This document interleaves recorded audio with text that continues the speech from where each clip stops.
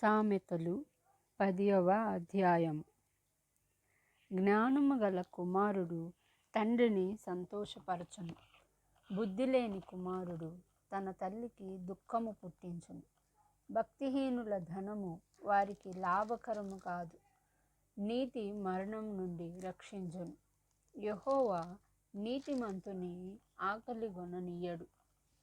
భక్తిహీనుని ఆశను భంగము చేయును. బద్ధకముగా పనిచేయువాడు దరిద్రుడగును. శ్రద్ధ గలవాడు ఐశ్వర్యవంతుడగును. వేసవి కాలమున కూర్చువాడు బుద్ధిగల కుమారుడు. కోతకాలమందు నిద్రించువాడు సిగ్గుపరుచు కుమారుడు. నీతిమంతుని తల మీదికి ఆశీర్వాదములు వచ్చును.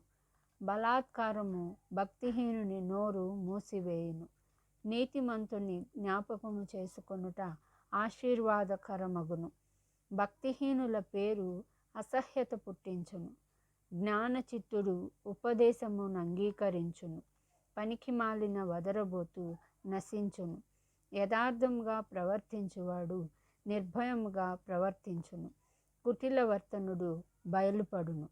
కనుసైగ చేయువాడు వ్యధ పుట్టించును. పనికిమాలిన వదరబోతు నశించును. నీతిమంతుని నోరు జీవపు ఊట. భక్తిహీనుల నోరు బలాత్కారము మరుగుపరుచును.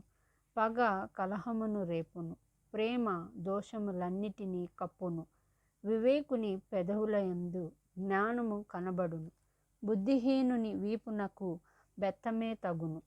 జ్ఞానులు జ్ఞానము సమకూర్చుకొందురు. మూఢుల నోరు అప్పుడే నాశనము చేయును. ధనవంతుని ఆస్తి వానికి ఆశ్రయ పట్టణము. దరిద్రుని పేదరికము వానికి నాశనకరము. నీతిమంతుని కష్టార్జితము జీవదాయకము. భక్తిహీనునికి కలుగు వచ్చుబడి పాపము పుట్టించును. ఉపదేశమును అంగీకరించువాడు జీవమార్గంలో ఉన్నాడు. గద్దింపునకు లోబడనివాడు త్రోవ తప్పును. అంతరంగమున పగ ఉంచుకొనువాడు అబద్ధికుడు. కొండెము ప్రచురము చేయువాడు బుద్ధిహీనుడు. విస్తారమైన మాటలలో దోషముండక మానదు. తన పెదవులను మూసుకొనువాడు బుద్ధిమంతుడు. నీతిమంతుని నాలుక ప్రశస్తమైన వెండి వంటిది. భక్తిహీనుల ఆలోచన పనికి మాలినది. నీతిమంతుని పెదవులు అనేకులకు ఉపదేశించును. బుద్ధి లేకపోవుట చేత మూఢులు చనిపోవుదురు. యెహోవా ఆశీర్వాదము ఐశ్వర్యమిచ్చును. నరుల కష్టము చేత ఆ ఆశీర్వాదము ఎక్కువ కాదు.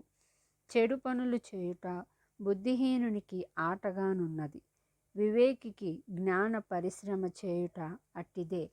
భక్తిహీనుడు దేనికి భయపడునో అదే వాని మీదికి వచ్చును. నీతిమంతులు ఆశించున్నది వారికి దొరుకును. సుడిగాలి వీచగా భక్తిహీనుడు లేకపోవును. నీతిమంతుడు నిత్యము నిలుచు కట్టడము వలె ఉన్నాడు. సోమరి తనను పనిపెట్టువారికి పండ్లకు పులుసు వంటివాడు, కండ్లకు పొగ వంటివాడు. యెహోవా యందు భయభక్తులు కలిగియుండుట దీర్ఘాయువునకు కారణము. భక్తిహీనుల ఆయుస్సు తక్కువైపోవును. నీతిమంతుల ఆశ సంతోషము పుట్టించును. భక్తిహీనుల ఆశ భంగమైపోవును. యథార్థవంతునికి యెహోవా ఏర్పాటు ఆశ్రయదుర్గము.